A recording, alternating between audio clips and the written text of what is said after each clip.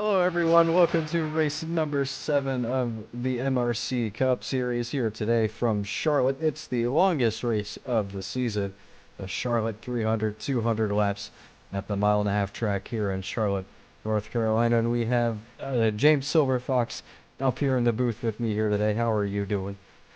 I'm doing all right, Will. I'm surviving. We're here in Charlotte. It's it's night. It's beautiful.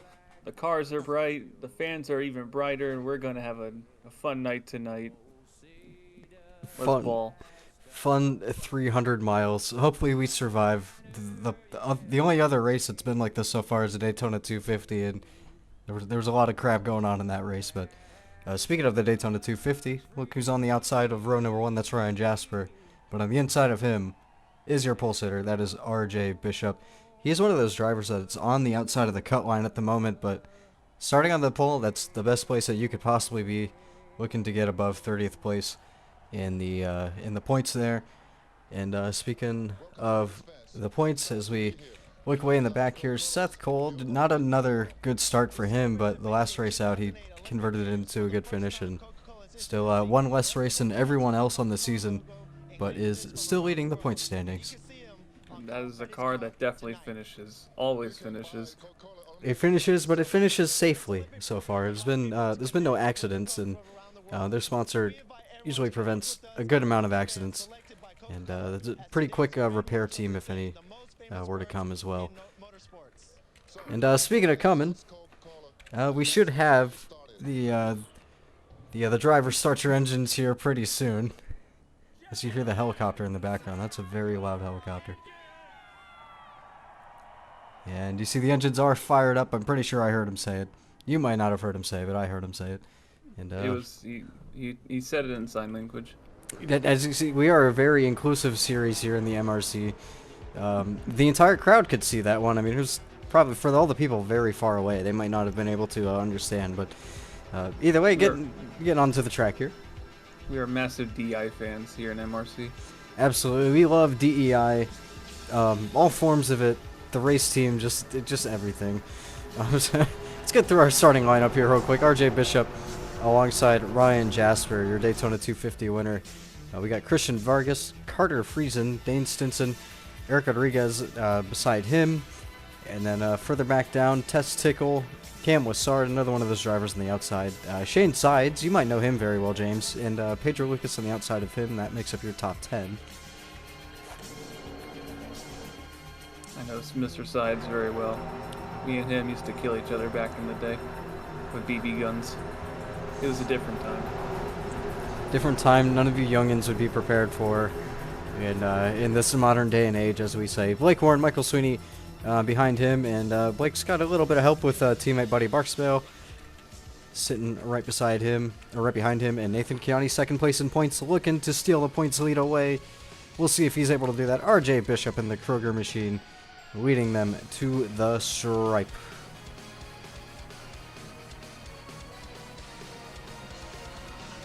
And off we go, 200 laps.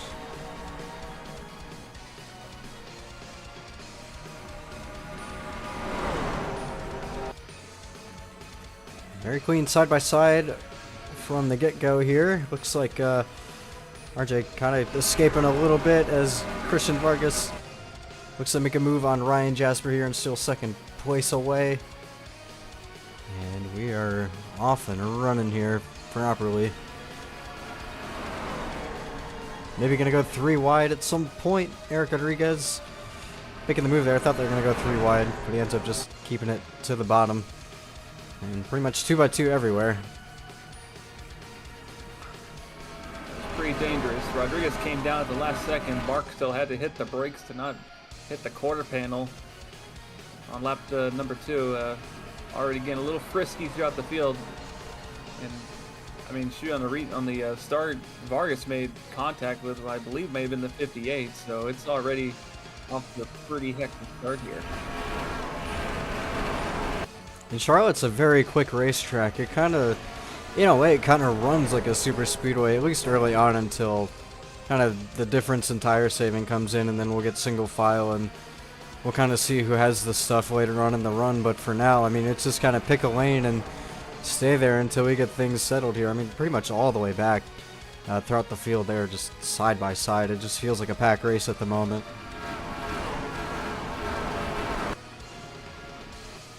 Cody Lama's looking to make a move on Carter Friesen back there, and he might get that done. We'll see. Oh, no, maybe not. We'll see which lane kind of gets going here. It looks like the middle lane has enough to fend up the bottom at the moment, but tires are still fresh, and you can kind of move anywhere you want to when the tires aren't that worn in quite yet. Check back up at the front. RJ out to a pretty substantial lead already. He's got Testicle behind him, and he's pretty much battling everywhere else behind.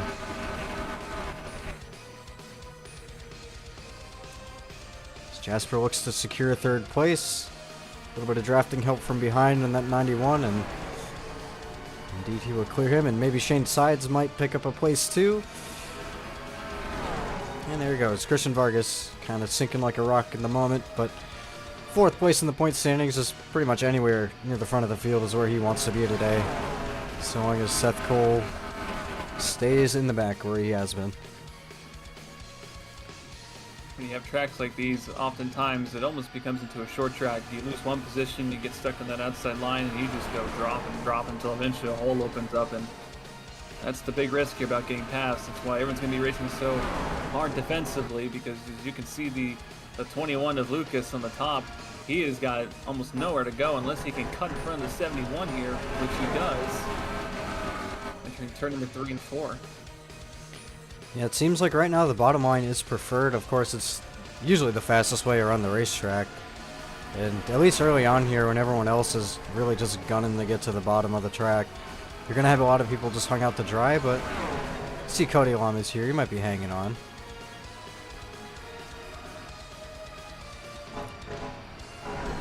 This is for the 13th position, it looks like.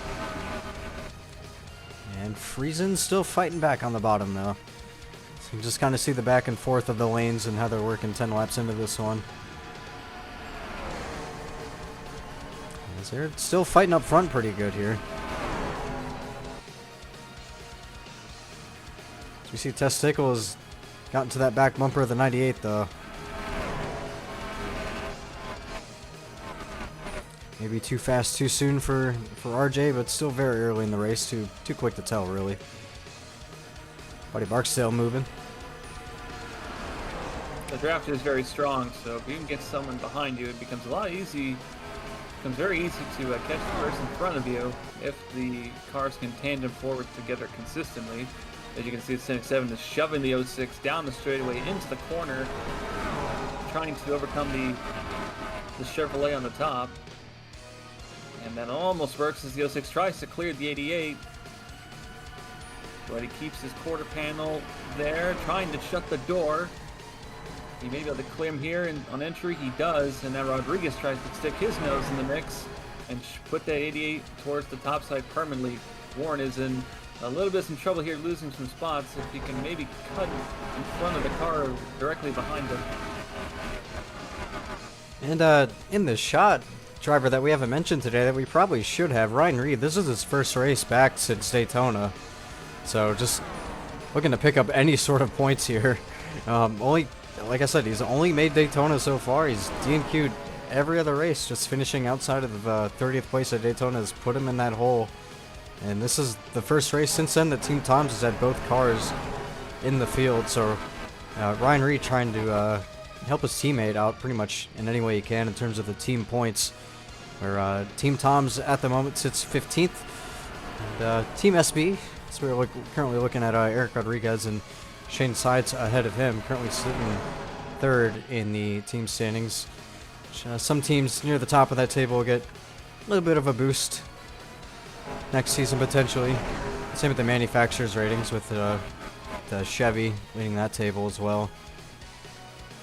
So still plenty of developing stories throughout the season as we see Buddy Barksdale, who I mentioned not too long ago, looking to get his second win on this season. We haven't had a repeat winner yet. Same with Ryan Jasper. He's been up there a couple times, but pretty much ever since Daytona, he hasn't really had the success anywhere really near that.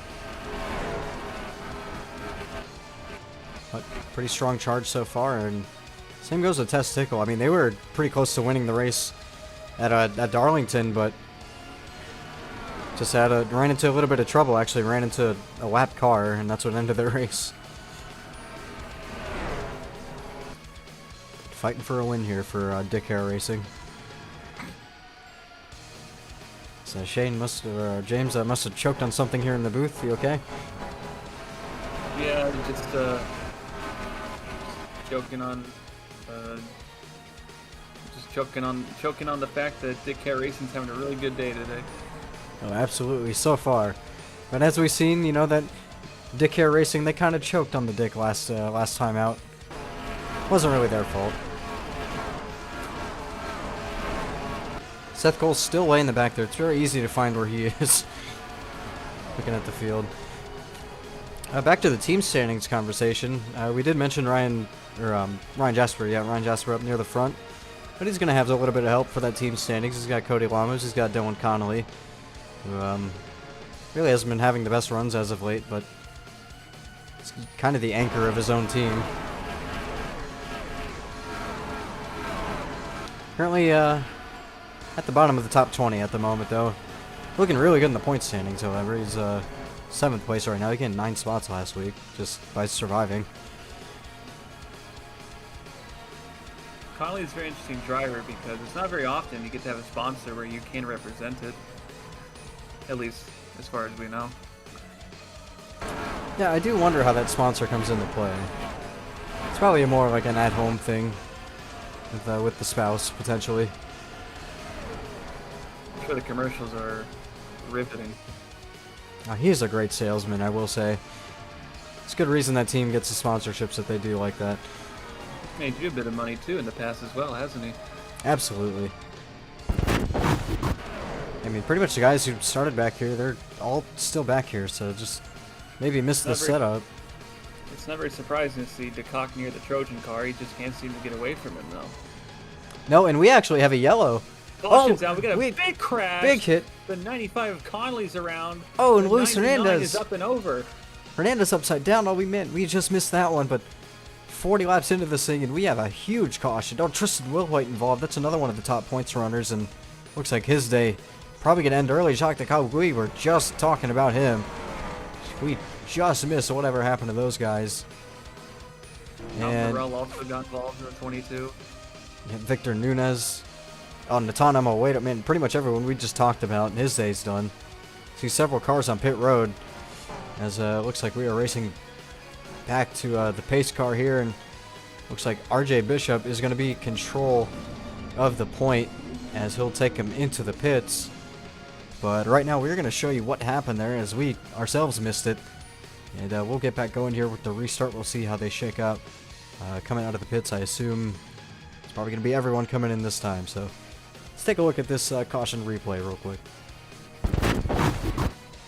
Alright, taking a look at our replay to see what brought out this caution here at Charlotte. And Dylan Connolly, it's kind of hard to tell by the slow motion, but he crosses the line and that car's power just completely cuts. You see the difference in speed here. Matt Mitchell, he just barely avoids him, but Cal Farrell very much is not going to avoid him, and he is going to send him careening into the outside wall. Ryan Reed gets involved, AJ Jones as well, just barely, and Connolly goes flipping over, and that is right in front of teammate Cody Lammers and Victor Nunez, who dive low. And we see Connolly, and Nunez gets a part of Farrell there, and that causes Natan to run into him. And Scazzato gets a little bit of it. Luis Hernandez, huge hit. And I thought that's maybe what sent him over, but not quite yet. As I'm thinking it's the second set of cars here. It's probably Jacques Decaux that does it. Indeed he does. And well, Tristan Wilhoit actually is the one who ends up sending him completely over. And just absolute chaos here. And turn 1 and 2 on lap 40. See Hernandez slowing to a stop. A lot going down there. Alright, back here at Charlotte after that pretty huge impact there from everyone involved in that, but everyone is okay and out of the car, release of the care center and all that.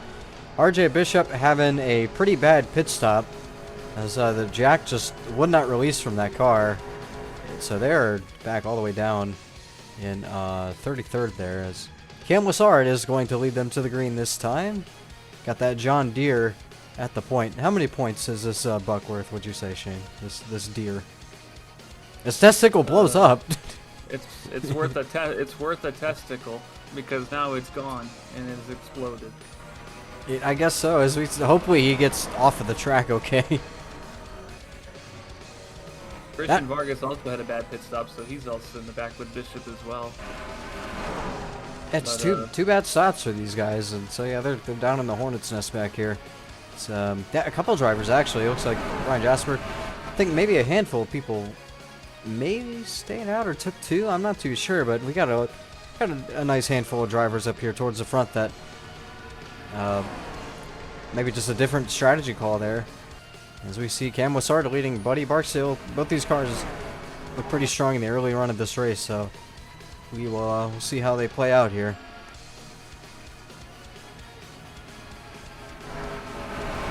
See, I'm pretty sure that smoke is from that 82 still. Yep, as he makes it to the pits. Hopefully no oil left on the track or anything like that. That was a huge incident going into turn 1 again. As Buddy Barksdale now making the move for the race lead, or at least attempting to. Thank goodness we have the National Guard here, who did the national anthem for us today.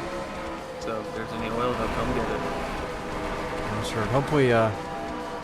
Hopefully not during when the race is green. We don't want to see a Tony Stewart incident happen here at Charlotte. It'd be probably way worse than what happened there.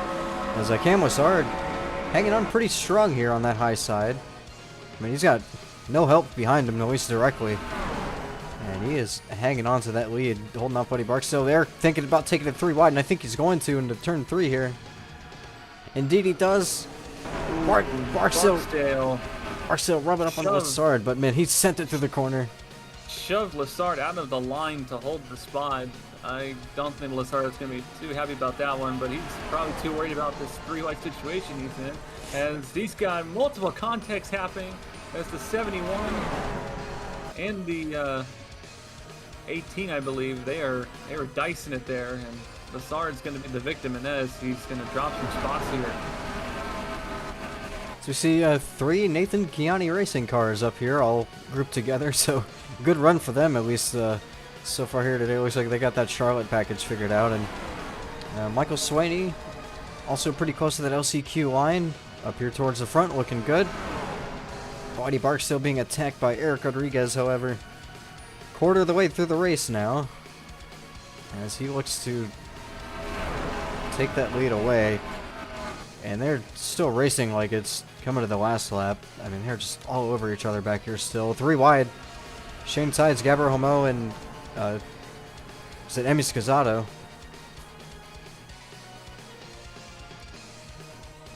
And it looks like they might be able to sort that out. Yeah, they do.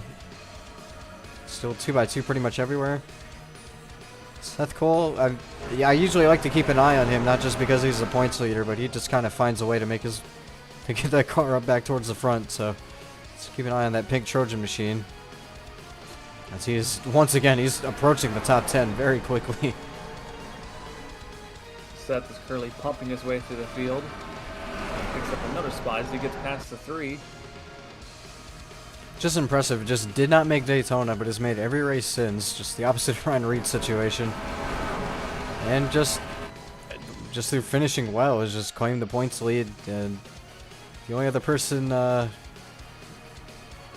really close, well, I mean, him and Spike Stinson are just about right there too. But I mean, Chiani is the only one I've really noticed who's been consistently towards the front that's kept pace with the 52. But with a 1 race advantage, one can imagine where Seth Cole would be right now if he didn't miss that race. Like Chiani gunning for the lead, trying to max out the amount of points that he can get from this one. Just for example. Yeah, Tristan Wolhoit, oh man, God bless him, he's still staying in this thing. So the only Misfit Motorsports driver to make this race, so he's really trying to do anything he can. Just not looking too good this week. Last week, Tristan Allen and Kim Vanderhorst, who I think Vanderhorst was involved in a wreck, but I mean, decent finish for that race team. But again, just it's the only car that's completely locked into the field at the moment. The other two just really struggling to really find the qualifying pace, but once they get into the race, it seems like they do all right. But today, Tristan Wilhoit just trying to get as many points as he can. He's currently in the standings, sitting 9th place. Lost 3 last week at Darlington, and probably is going to lose more today. As though they go 3 wide, and he's just going to be pretty much just a moving chicane on this track until he decides he's had enough for the day. But I mean, still over halfway. It's not a bad idea to try to just outlast somebody. You just never know. I mean, the 82 blew an engine earlier. Seth Cole, very well from that same race team, could blow an engine, so it's not out of the realm of possibility. So Pedro Lucas on pit road for, I imagine, an unscheduled stop, as we have teammates now battling for the race lead.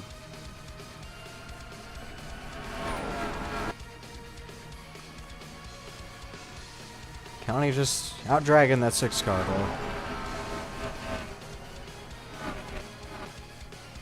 Imagine with Gianni being a part team owner, that I imagine he probably wants Mitchell to just focus on pushing him along instead of risking the 88 catching up to them.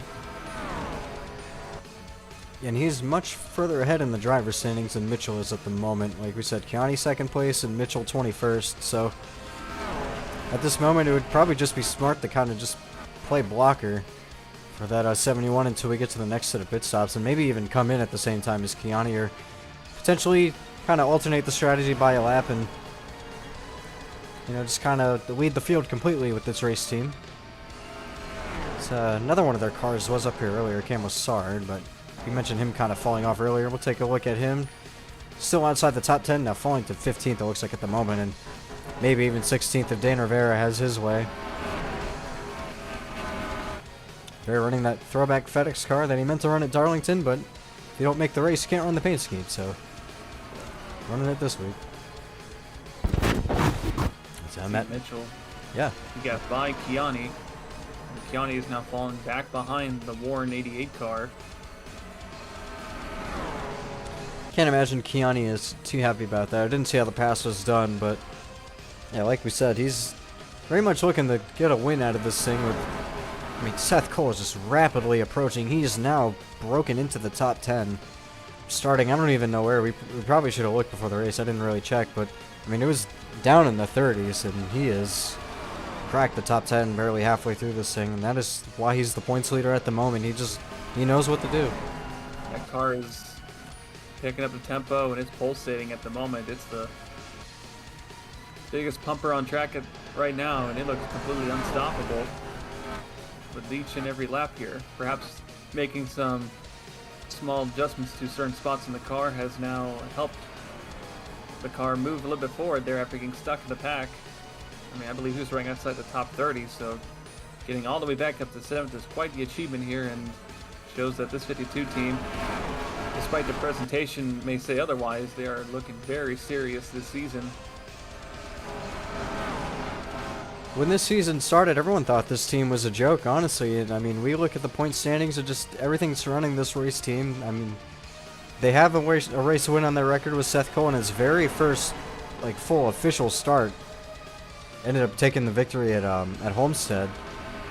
And I mean, now he's just rocketing around the winner of last week's race of Roberto Crown Jr. Taking, that's 5th place away, I think, or 5th or 6th place away now. They're looking to take 5th away from Swiney. He's just shoving into any hole he can find right now. Just got the outside working, the inside working. Yeah, I'm not sure if he needs, I don't know if he needs Irwin Vice-Grip to get that thing going, really. He's moving all over the racetrack, just any lane and any hole that he wants to find. He's going to put that nose in there. And, I mean, Seth Cole is just unstoppable so far. With that Vagisil car gone, now the Trojan reigns supreme. Yeah, both those teams, I think, are 1 and 2 in the team standings. So we talk about the great sponsorship rivalries in racing, and you're gonna have to put Trojan and Vagisil in the same category. I mean, it's just, when people look back at great offline series, they're gonna remember this. You know, people remember Mansell, and they remember Senna and F1. People are going to remember Seth Cole and Dylan Connolly, and they're going to remember Trojan and Vagisil in the same vein. that they're gonna remember Marlboro and Cannon. It's been a good day for wieners too, because Kiani's been running up here in the top 3, and that Oscar Mayer number 71. And wash down those hot dogs with some Jack Daniels, of course, and maybe even some Hellman's mayonnaise on that car, and you can maybe some antifreeze. We're gonna do that after the race together, you and I.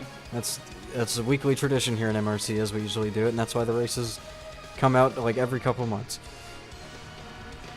But I mean, Nathan Kiani Racing, RFK I should say, Roush Fenway Kiani, it's not just his team.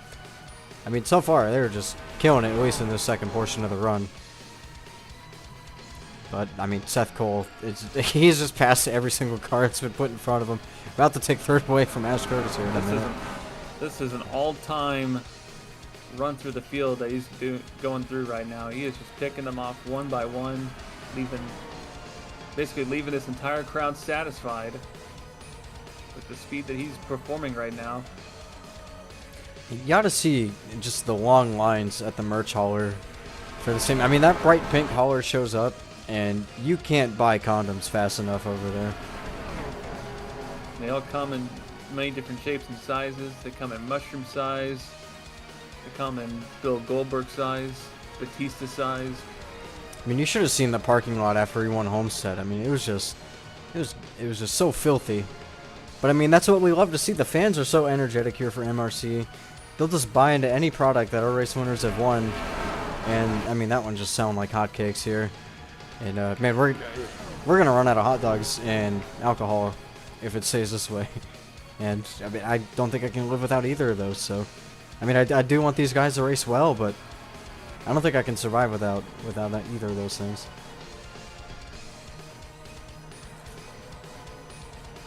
As Shane Sides now entering the picture, we've mentioned him a couple times, but I mean, God, this top 10 is just so under a blanket right now.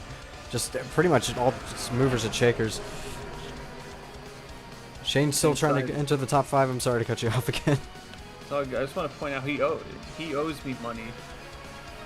So I got money on him tonight for him to make it up to me. If he does not finish in the top 5, I will cry.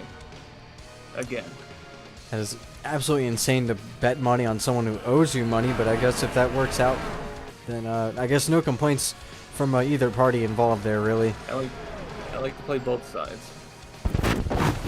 I mean, just holding up everyone. I mean, he's doing his best. I mean, it looks to get out of the way, but I mean, I don't think. Oh my God, RJ Bishop. Ooh, Bishop, he got desperate. He went for it. That was almost a disaster with the 15. And contact. Bishop holds it together, but that 98, he has got to be so frustrated. This race is going from bad to worse. Stuck in the back, made progress, got caught behind a lap car, and now he's basically got to start all over again.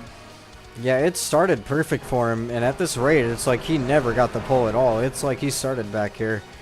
I mean, he looked like the fastest car on track for about 40 laps, and now he's just looking like a regular old back marker. Like, he looks like where he is in points at the moment, which isn't where he wants to be. RJ Bishop's car went from a hawk to just a little white dove.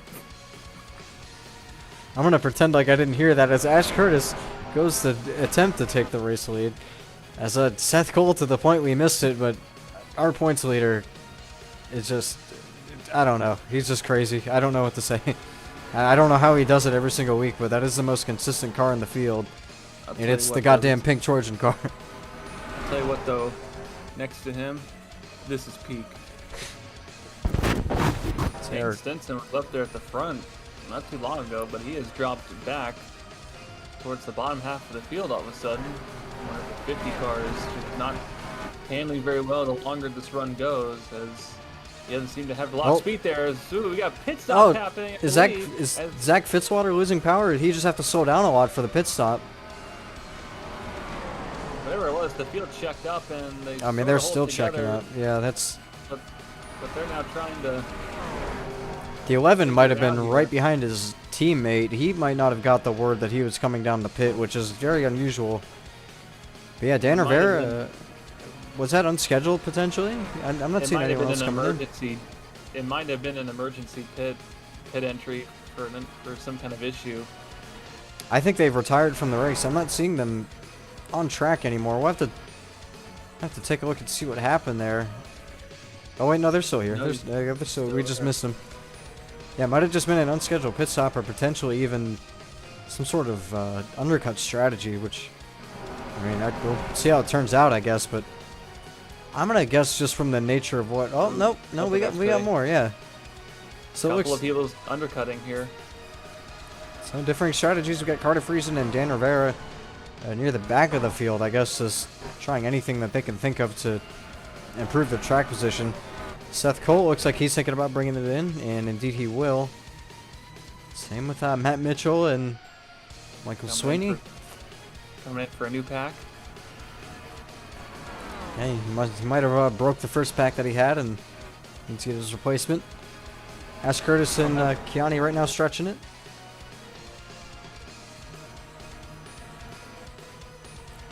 Teammates Eric Rodriguez and changed sides as well as Cody Lamas. But it looks like they're about to come in this time, as pit road is about to be popping. Scazzotto as well. See Skylar Taylor, Cam Wassard, one of the stronger race cars, at least it looked like early on. Dane Stinson and Buddy Barksdale. Did Buddy Barksdale fall through the field pretty far as well? Looks like he might have. Yeah, he's 23rd at the moment. It's another one of those strong cars. And Stephen Cullen.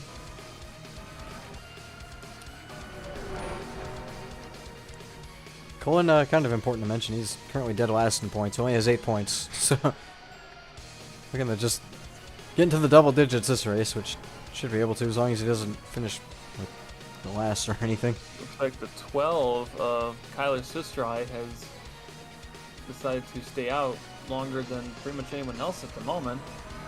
Let's see if we can get them on track. Yep, there they are. Still, it looks like P1, I'd presume.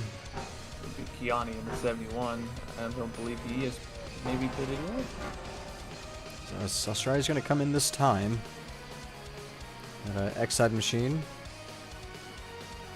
Should be the last group of cars to come in.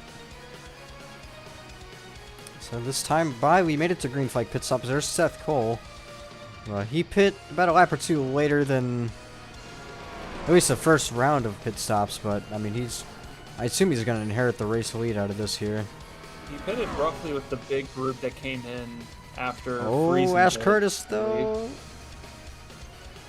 and just not enough speed onto the track at the moment. So it looks like your points leader Seth Cole halfway through this one, really looking to expand the points lead, but still, I mean, anything could happen. He's got Ash behind him. He's still got some cars coming out of the pits. The big thing about Seth here is because he's been out on track longer than Ash, it's going to take a couple laps for Ash to get his tires warmed up, so Seth's going to want to try and pull a gap. He's going to be able to do it now.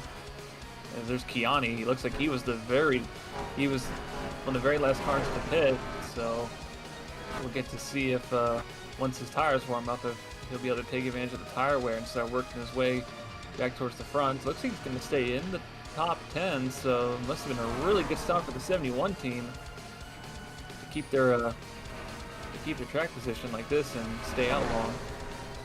Yeah, looks like if he's passed here by Rodriguez, it would just be 8th place. So very good track position for that 71 as the last car to bring it into the pits, but it's got Shane Sides, who came in probably a lap or two before he did, with a little bit of an advantage in tire heat. But once that 71 hooks up, we'll see what happens with him here. So the 58 and the 17 were the two to first come in. They both came in separately.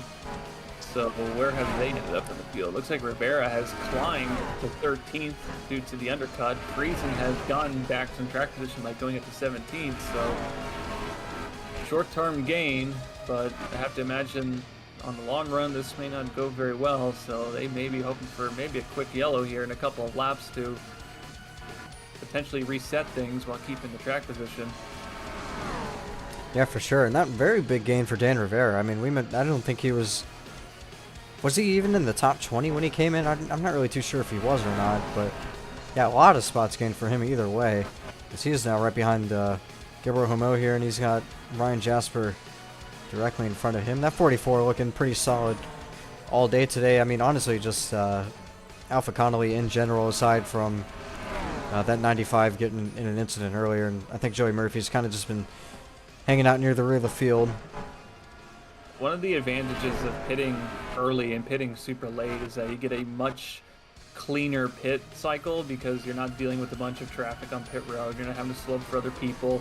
You just get in and get out, mind your own business. And I think that's part of probably why Kiani had, despite staying out so long, is still in the top 10, was just they had a very smooth pit cycle, and they're now putting themselves in the hunt. And it's probably why Rivera and Friesen also picked up so many spots as well. They're just being able to they've been on track just hot lapping, getting the spots. So it's the advantage and disadvantages of it. But I imagine they'll want a caution probably within the next 10 to 30 laps. That 6 car looks really good. That car just drafted off the 52 so well. They must have made some really good adjustments here because they just ran that 52 down really easily and just blows right by. Seth didn't even get much of a chance to fight him there. And now he's going to trap on the outside with Swiney and Lamas. And Lamas, who, by the way, he was running roughly in the mid-pack or so when the pit cycle started, so must have really aced the pit cycle for the 48 team to now put themselves in position here. I want to drink Jack Daniels and peek inside of a Lowe's. Ryan Reed coming into the pits now, just looking for any little bit of advantage that he can get, pitting from the 33rd position. I think going a lap down now. This is interesting. This is the first time Mitchell's been challenged this much since before the pit cycle, so Curtis has figured something out here, or maybe the car's coming at the very end. I thought maybe he was potentially trying to get beneath the 6 so that he could hit and not let the 6 follow him, but didn't hold the spot there. Yeah, that would be a hell of a strategy to just prevent the pit, maybe just send it there, but I mean, he had a run, but that might have been everything that he had. We'll see if Lamas goes for a move here to maybe prevent Ash from pitting. But we are less than 40 to go, steadily approaching 35 to go, and I mean, this is when the pit window, the pit window's been open for quite some time, but they want to stretch it to the end so their tires are as fresh as they can be for the final home stretch, but they don't want to come in too late. They don't want to waste too much time on their old tires, just slowly bleeding lap time. They got to come in at the perfect pristine time, and I think they're going to go based off when Matt Mitchell decides to come in, or just whenever they run out of fuel. We'll just see here. So. And also, don't forget, so far the tire wear doesn't seem to be very effective, so perhaps it could be wise. Just maybe some of these teams are thinking, let's run this as long as we can and cut the time on pit road by putting 2 tires on, because they're only going to have to fill up maybe about half a tank of fuel. So perhaps some teams are setting up for a potential 2-tire strategy to keep or achieve a track position here. Yeah, it'll be interesting. We'll see what everyone does here, as the leaders are still staying out. So, I mean, I'm not sure if maybe they were banking on a caution or something for these cars who would pit, just looking to get any track position that they can by the end of this thing. Seth Cole pitted, so that's why. Oh, he did, yeah. I think that's why Swiney lost time. He may have had to slow for Seth. As we see him exiting his stall there, yeah. So Seth is the first car of the leaders to come in, and after the last pit cycle, he did take the lead. He was the leader during that last pit cycle, but he is undercutting these guys now, and we'll see how they respond to that. I'm sure they got the radio message that Seth Cole came in. He's been one of the strongest cars all day. And yep, Jack Daniels machine coming in. Curtis and Lamas elect to stay out. Swanee and even RJ Bishop, the lap down car, which I'm not sure if that was the smartest play. Probably would have stayed out as long as I could if I was him, but he is electing to come in with the leaders. Dan Rivera, we've talked about him a couple times today, now exiting the pits. It's undercutting yet again, it looks like. And I think Lamas is now coming in, and Curtis is going to stretch it out of all the drivers who are in that like top 6 or 7 pack there. Zach Fitzwater as well, Roberto Crown, also going to try to stretch. As pretty much everyone else coming in aside from a couple stragglers. And I think that might have been everyone now as I look near the back. 50's putting on 4 tires, so I think a lot of these guys are going to put 4 on. Yeah, it's probably smart to take a look and see how many tires these guys get on. Looks like maybe everyone's going 4, I think. Llama's taking 4. We'll see. Maybe, I mean, you said the tire wear wasn't too bad, but maybe 30 laps is a bit much for some people to want to run only 2. Richard Johnson coming in. He might be one of the last ones to come in from the lead lap, as I'm trying to get back to where Seth Cole and Matt Mitchell were, because I believe this could be the race for the lead. Now, we notice how far back Seth Cole was when he came in as opposed to where Mitchell is now. And there's Lamas. And Lamas might just barely escape with the lead here, as Mitchell's momentum looks like he's going to carry him around. Mitchell has the warmer tires, so that car's going to have a little bit more grip for a couple of laps, so he goes right by the 48 relatively easily here. And this is the battle for the race win here at the moment. The 12 has still not pitted, although he may be coming in now. Ash Curtis now exiting the pits. He's going to have colder tires. Let's see where he slots in. Matt Mitchell once again. He's going to put another car behind him. And on colder tires, that 6 is going to look to just take off now. Carlos Strike finally entering the pits. We'll see if Crown and Fitzwater have as well. I assume so, because Ash Curtis is up here. And Woolhoit. Oh, he goes lap down again. Yeah, lap down car of Tristan Woolhoit is still, I mean, nothing's happened quite yet, but 29 laps to go. They're approaching 28. How many laps down is he now? This should be at least 5, right? At least this will be 5 this time. 7. So 7. Oof. I think they're going to have to go. I think they will encounter him only one more time, though.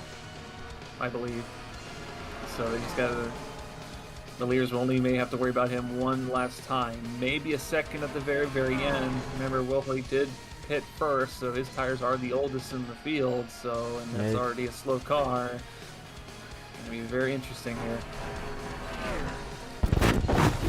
It's not where you want to finish if you want to beat the points, or if you want to get in the top 30 as we go back up towards the front. Looks like we missed a little bit. Cody Lamas takes the race lead away from Matt Mitchell as we are coming close to 20 to go. And Ash Curtis trying to take second away. That's the first time Mitchell had been passed in about 80 or so laps, so that was pretty big by Lamas there. They must have made a really good adjustment here, because now with Sun, the 6 car, it looks human again. Yeah, there's been a couple times we thought the leaders were maybe a little invincible, but then someone with just the run of a lifetime, they take over, and then the car behind them just gets in front of them, and it seems like they don't even know what to do with themselves after they get past for a spot or two, and he can't get back around the 51 as easy as he thought he would. There's now Seth Cole with the momentum. Look at this. The 51 also was one of the last cars to pit, so he's got of the 4 here, he's got the freshest tires. Mitchell's and Seth are the 2 who have the oldest in this group of 4, and they're currently now stuck behind the 48 and the 51, so perhaps tires are finally kicking in. It's just taken a long time tonight. You can see that 51. That thing was struggling in the wake for that entire run. Now it looks like it just woke up. And he's going to make a gun for the lead now. Ash Curtis has been on the outside of the lead for the majority of this race, especially in these later runs. And now he is going to try to take the point. Ash Curtis is your race leader. Under 20 to go. We got 18 now. And that 51 machine looking peak, as we have said many times, and they got some more lap traffic to contend with Carlos Mendez. Man, just a very slow race machine from No Limits for that race car tonight. What Curtis needs now, he needs those 3 to battle, because if he can just get out of the draft, I'm not sure anyone will be able to really catch him here. But you can see he got the lead, but you can see the draft is now starting to kick in. Lamas is starting to reel him back in and through that tri-oval, but that 51's handling is just so good. It's going to have to take some really perfect laps from a 48 to get by this 51, I think, or perhaps hope that Mendez and the 2 can act as some sort of pick if Curtis slips here. Toyota, Chevy, and 2 Fords approaching 15 to go here at Charlotte. one of the very iconic cities for all of motorsports, and one of the crown jewels of the MRC schedule. And it looks like these 4 drivers are the blanket that we are going to have. It's going to be one of these guys that are going to take the victory here today. Which one is it going to be? Getting close to the end, and they are just passing like crazy. Cody Lamas wants his lead back, and it looks like he is going to take it. 15 to go, a new leader, Cody Lamas, but he's got a fight on the outside. What I think also hurt here is Swiney lost the pack during the end of their run and the cycle. He is now 4 seconds behind, so Chevy is no longer as much of a disadvantage because now it's 2 Fords, 1 Toyota and 1 Chevy, so those two may have to start considering working together here. The advantage they have is they have fresher tires than those two as well, so if they can just keep the 6 and the 52, just keep them in their place, those two can worry about themselves, at least for the moment here. And it's pretty much just going to be a 14-lap chess game at this point. It's just about making the right move at the right time. And it seems like every single lap for Ash Curtis feels like the right time. He's going for it every single time he can. They are not holding back 1 inch here. And neither is Seth Cole. He's going to try to take third away from Matt Mitchell and put himself in a better position to win this thing. Trying to take his 2nd win on the season. Everyone else in this little pack here, it would be their first season win. And I guess the only note that we could make for any of these other drivers is that Alpha Connolly, it would be their 2nd team race win if Cody Lamas could put it together here today. But everyone else in this little pack, it would be a first for Ash and Matt Mitchell here. And Seth Cole, I mean, he's pretty much got 4th locked up, or at least the top 4 locked up. This is going to get interesting when they catch Mendez here, because Mendez is a Chevy, so I imagine he should probably get out of the way pretty easily here. But it's not like, but you also remember we saw what happened to RJ Bishop. Once he got into this pack of cars, he was keeping up, so will Mendez be able to do the same thing here? So could he potentially help Lamas in some way? And if I'm Curtis, I may want to get past the 48 before he can get next to the 2 car. I was about to say the same thing. I'm surprised he didn't just completely send it in the 1 and 2 there, but he's going to play it a little patiently. We are approaching 10 to go. He's pushing the 2. Probably going to set him up for a move in the tri-oval. But that backs him up. Yep, and he's going to indeed go for it. Trying to get the move done in 1 and 2. Asher likes to go high. I don't know if that's right. Oh, Mendez with a bit of high side momentum as they come racing off a 1 and 2. Ash Curtis right behind that 48 of Cody Lamas, and he's going to have the low line. Is he going to send it? No, he's not. Not quite yet. Cody Lamas slams the door as now Matt Mitchell approaches the picture here. He's going to try to get around the lap down car of Carlos Mendez and place himself into this conversation for the race win. Ash pokes the nose. I'm not sure if it'll be enough. It looks like Lamas might be able to close the door once again. Ash got a little bit loose in turns 1 and 2 there. He couldn't get it underneath that 48 like he did a couple times earlier.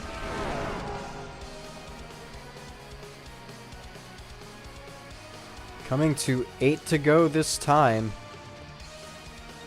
And like we said, it's pretty much just a 4-car battle. Carlos Mendez, again, not a part of this in terms of position, but I mean, he is a He pitted earlier than these 4. Now he's stuck with Mendez, and he's about to lose his pack of cars here. This is about to be a 3-car fight for the win instead of 4. I was going to say, he's not going to take any physical position away from Seth Cole, but physically he is on the racetrack, and I'm not sure if he's doing this as a favor to Cody Lamas or anything, but I mean that. Mendez was perfectly clean on how he let the leaders handle him. So I don't think this is him intentionally trying to cause a problem. I think it's just the pace is equalized with the 52 for him. As Curtis is trying to get to the quarter panel to 48. If he can just get under there and have a shot at him here as these laps run, the more the tires wear, the harder it's going to be to pass. So it was easy to pass for a little bit. Now it's kind of a reality check here.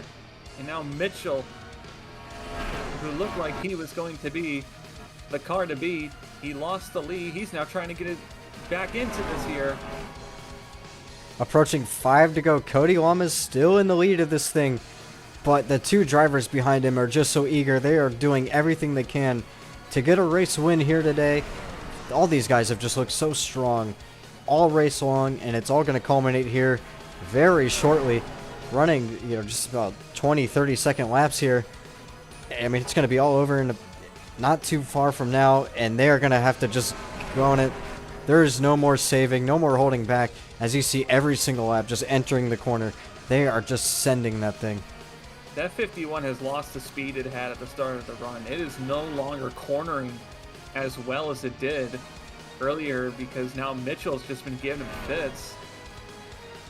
So whatever, I wonder if they made some adjustments for a short run here. And it's now starting to pay the price. The car still drafts well, but if Curtis is going to want to get past Lamas, he needs the clean air. He's still right on him, though. It's just a matter of getting that car beside him. If he can do that, he might have a chance here. He is right on the back bumper of that Lowe's machine. We talked about we may encounter Will Hoy 1 last time, and he's right in front of the lead. Side by side. Here comes Curtis. Is this the move that'll seal the race away for Ash Curtis? They're going to be side by side, 2 to go. Curtis figured something out here. He was struggling with the handling, but it's come back to him all Is of he a gonna? sudden. Can he get the pass done, or is Lamas gonna hang on? He's gonna hang on. He's cleared him. Needs to clear. Lamas is gonna want to set up a crossover. A pass with 2 to go. Last time we saw a pass with 5 to go to win the race. This time a pass with 2 to go. Or is Cody Lamas gonna make it a pass with maybe 1 to go? It's gonna come down to Will Hoy. They're going to catch Will Hoy in 1. The leaderboard goes off. The white flag goes up. Cody Lamas to the inside, maybe 3 wide. This is his way through. He caught Will Hoy and used him as a pick, but now they're going to be side by side stuck behind him. Where does Will Hoy go? Mitchell. Ash Curtis is stuck behind Tristan Wilhoit. And Cody Lamas, he's got the help of the lap down car of Carlos Menace. Just a clusterfuck at the end of this one. Ash Curtis, Cody Lamas, who's going to take this thing? He's got the momentum. Genius. Cody He Lamas. used Will Hoy as a pick and won it. Wilhoit with no top end speed holds up the 51 of Ash Curtis. And your race winner for Alpha Connolly Racing is Cody Lamas with a ton of help from Chevy. That was a bold move. What Lamas did, he saw Will Hoy and then just threw it into Curtis and forced him to back out. And Will Hoy, I mean, Will Hoy did nothing wrong. He just held his line. Like, they got put into a 3-8 situation. Lamas just forced him into it and just forced Curtis to be stuck behind him. That was an incredible move by the 48. It came down to the wire. A pass with 1 to go. I think that's the latest, maybe besides Daytona, that we've had a pass for the race lead to take the win. And, man, that was just a hell of an entertaining race for a 300-miler. Maybe thought it would drag a bit, but they put on a hell of a show here today. Congratulations to Cody Lamas as we'll take a look at the top 10 here. Try to point out some names. Seth Cole, just another top 5 on the season. He had 4 top 10s and 2 top 5s coming into this race, and he's going to add 1 to each of those, and he leads both of those categories, and definitely is going to take the points lead coming out of this one with Kiani finishing in 8th place there. Matt Mitchell, hell of a drive. Ash Curtis, he ended up hanging on to 2nd. I wasn't too sure if he was or not, but he does end up doing that. Zach Fitzwater as well. I mean, Scazzotto, give her homo for No Limits Racing. Kind of just up front all day, but not with the main pack, so we didn't get to talk about them much. And Michael Sweeney for Flipside Motorsports. And that rounds out your top 10. Before we get into the full results and the points, your first time up in the booth for an MRC race, so how did you enjoy that? I had an absolute blast. I lost money on the 91, but it's okay. But we saw an absolutely incredible finish there. An incredible chess match between Curtis and Lamas. And Lamas is the one that comes up as the victor. And you can't really ask for much of a better finish than that. Would have probably preferred a finish with no lap traffic involved to begin with, but it still produced one heck of a bout there at the end. Yeah, one hell of a race here from Charlotte for sure, and being a crown jewel race, that was probably the perfect way that you could start a crown jewel tradition right there at Charlotte with a 300 miler, and Cody Lamas fitting in the low scheme that he ended up taking that one here today. So as we move on to the full results here, we already went over the top 10, as we'll go through everyone else here today. Ryan Jasper, Blake Warren, Skylar Taylor, who, man, a lot of these drivers that we're seeing up here through 11th to 20th place have, they were kind of just hanging near the back, but tires must have came into play, and they all kind of just drove up and got a top 20. And so we look through the rest of the field through 21st on back. We see a good amount of drivers who we probably expected a little bit more from here today, and ended up just kind of falling back through the field. It's Cam Marsard, one of those drivers, and Buddy Barksdale as well. And yeah, pretty much everyone else. And then if we go through 30th on back, we have Carlos Mendez, probably going to drop out of the top 30 in points. We'll take a look here and see in just a moment. RJ Bishop, who looked strong early on, the points, or pole sitter, I should say, just not doing too well. And Tristan Wilhoit, who had quite a factor at the end of this one. As I don't know if there's any other names on this leaderboard that kind of stand out to you in their performance here today. Ryan Reed retired during the last pit cycle, it seemed. Oh yeah, I have to take a look at that. Yeah, Ryan Reed, yeah, he had a clutch issue, so man, that's not good for that for his standing. I mean, he looked to just get as many points as he could here today, and he's not going to walk away with too much in 34th as we take a look now at the point standings after 7 races so far. Seth Cole still in the points lead, as we said, as he expands the points lead now to 14 over Kiani. Not losing as much as we thought he might, but only losing 5 points on Seth there. Top 5 completely unchanged. A little bit of moving and shaking through the top 10 here. Cody Lamas with his win goes all the way from 17th in points to 7th. Yeah, big jump for him, and pretty solid running for Alpha Connolly as they take the race win. That's just going to expand their team points lead even more, as that full info will be ready after this race is up and published in the Discord. So we go back now through 15th through 20th, and we mentioned Alpha Connolly. I didn't see that Connolly had lost 13 places with this finish here today. Need a lot of that just for that. Yeah, a ton of it, but a lot of big movers and shakers. You see Fitzwater, Mitchell, and Eric Rodriguez both moving up 9 spots, and I look at 19th place Tristan Wilhoit. He has just been sinking like a rock for the past couple races.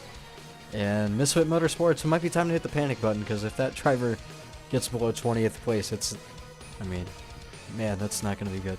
Going through 21st through 30th here, Murphy, Scazzotto, Hernandez, also kind of on the similar slope as Wilhoit, losing 11 spots. Nunez with 10 as well. Testicle losing 7. Kyler Sustrad, Michael Sweeney, Carter Friesen, Pedro Lucas, and Alison Figueroa, who gets themselves back above 30th place in the cut, so they're going to be locked in for the Roval. And then here is everyone else who will have to race their way into the field. AJ Jones, Carlos Mendez, Dane Stinson, Cameron Rosari, they gained a healthy amount of positions. RJ Bishop, Austin Pebbles, Bobby Jones, those 2 drivers not making this race. Richard Johnson, Corey Williams, and Cam Vanderhorst, 2 also didn't make this race, dropping spots. And as we go through the rest of the field, it's pretty much everyone we're only going to see every once in a while. RJ, DJ, Daniel, Tristan Allen, Aiden Smith, Natan Amaletto, Nick Breeding, Skylar Taylor, Cal Farrell, Stephen Cologne, Skylar and Stephen gaining some spots, and Ryan Reed not gaining too much, none at all actually. And George Buffalo, who just can't make a race to save his life, falls to dead last in the points. So the next race that we will have, it's actually going to be at the same racetrack, but we're going to fuck it up quite a bit, and we're going to add some right turns, and we're going to call it the Roval, because I don't know why we call it that.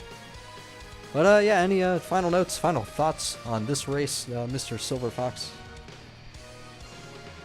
I think that just about covers it. What a pretty awesome race that we had here tonight. Really excited for the Roval to see how we can mess things up here. Gonna be some sick right turns, some sick left turns. It's gonna be the shiznit. I absolutely cannot believe you said that, and I am so excited for the Roval next time that we get going here on MRC.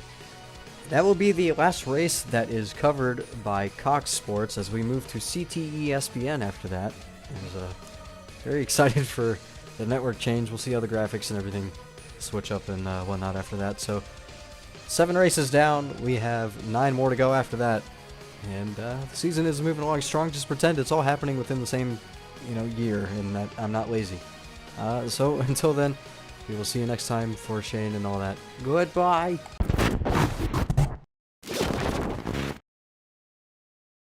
Are you ready? Yeah. Are you sure? I'm laughing at Hawk 2 again. I know.